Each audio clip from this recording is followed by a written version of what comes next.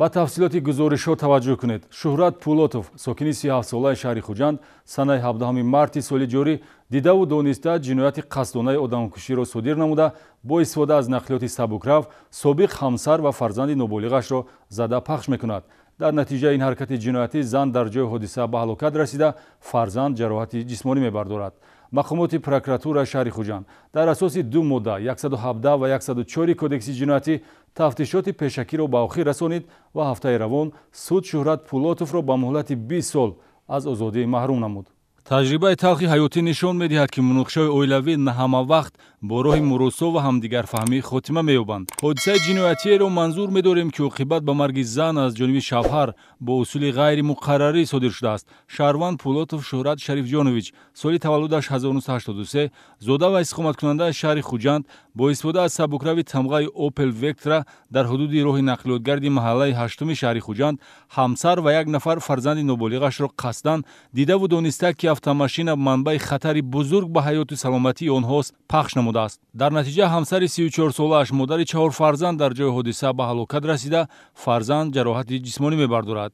бо автомашина ҳамсар ва фарзандашро пахш намуда, фарзандаш ба канори роҳ афтида, ҳамсараш бошад дар таги автомашина дар мемонад.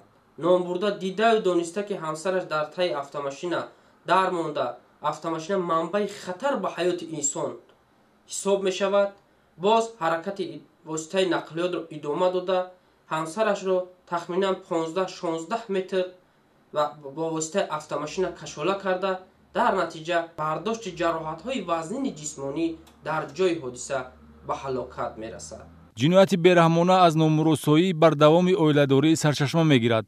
Пулотов соли 2003 бо ҳамсараш Шоира Ғаниева оиладор гашта аз зиндагии муштарак соҳиби 4 фарзанд гардида бошанд ҳам, тавре тафтишоти пешакӣ муайян намуд, на як бору ду бор байни ҳам муноқиша карданду зан мавриди латукуб қарор гирифтааст.